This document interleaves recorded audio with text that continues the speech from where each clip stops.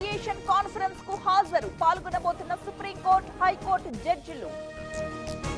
ఏపీలో పలువురు ఐఏఎస్ల బదిలీ, నలుగురికి జాయింట్ కలెక్టర్లుగా పోస్టింగ్. పాడేరు, రంపచోడవరం ఐటీడీఏలకు కొత్త పీఓలు. గణేష్ నిమజ్జనానికి హైదరాబాద్ రెడీ. 6వ తేదీ సెలవు ప్రకటించిన ప్రభుత్వం. భారీ ఏర్పాట్లు చేసిన జీహెచ్ఎంసీ. భవిష్యత్ కార్యాచరణపై కవిత కసరత్తు. 2 రోజుల తరువాత వరుస భేటీలకు ప్లాన్. ఇవాళ మండలి చైర్మన్ ని కలిసే అవకాశం.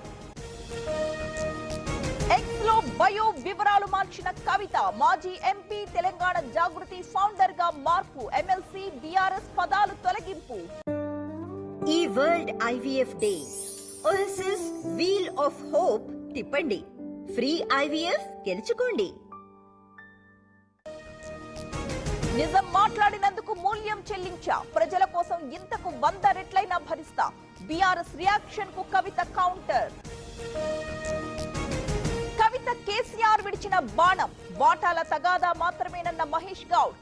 2 పార్టీలు డ్రామాలాడుతున్నాయన్న బండి. 1,00,000 కోట్లు దోచుకున్న వారి ఇంట్లో రచ్చ. కవిత ఎపిసోడ్ పై సీఎం రేవంత్ స్పందన. దోపిడీ సొమ్ము చిచ్చు పెట్టిందంటూ కమెంట్. ప్రతిపక్ష హోదా ఇవ్వాల్సింది ప్రజలు. బ్లాక్ మెయిల్ చేసే రోజులు పోయాయి. ఆ వైసీపీ నేతలు ఒళ్ళు దగ్గర పెట్టుకోవాలన్న చంద్రబాబు. స్టీల్ ప్లాంట్ ప్రైవేటీకరణపై ఉద్యమం చేస్తాం. ఎన్నికల ప్రచారంలో పవన్ ఊగిపోయారన్న బొత్స. ఇప్పుడు పౌరుషం ఏమైందంటూ ప్రశ్న. ఏపీ లిక్కర్ కేసులో సిట్ దూకుడు. నిందితుల కంపెనీల్లో తనిఖీలు. మిథున్ రెడ్డి బెయిల్ పిటిషన్ పై 6న తీర్పు. కాంగ్రెస్, బీజేపీలు కక్ష సాధిస్తున్నాయి. సిబిఐ మోదీ జేబు సంస్థ అని రాహుల్ అంటారు. రేవంత్ మంచి సంస్థ అంటున్నారన్న కేటీఆర్. తెలంగాణకు మళ్లీ భారీ వర్ష సూచన. 10 జిల్లాలకు ఆరెంజ్ అలర్ట్. హైదరాబాద్ లో నిన్న రాత్రి జోరు వాన. టీటీడీ వెబ్సైట్ లో కీలక మార్పులు. కొత్త మాడ్యూల్ ని ప్రారంభించిన చైర్మన్. శ్రీవారి సేవలో పలు సంస్కరణలు.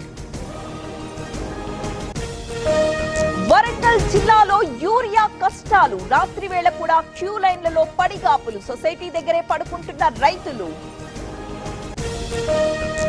తమిళ రాజకీయాల్లో కీలక పరిణామం. ఎన్డీఏ నుంచి వైదొలిగిన టీటీవీ దినకరన్. విజయ్ పార్టీతో పొత్తు పెట్టుకునే ఛాన్స్.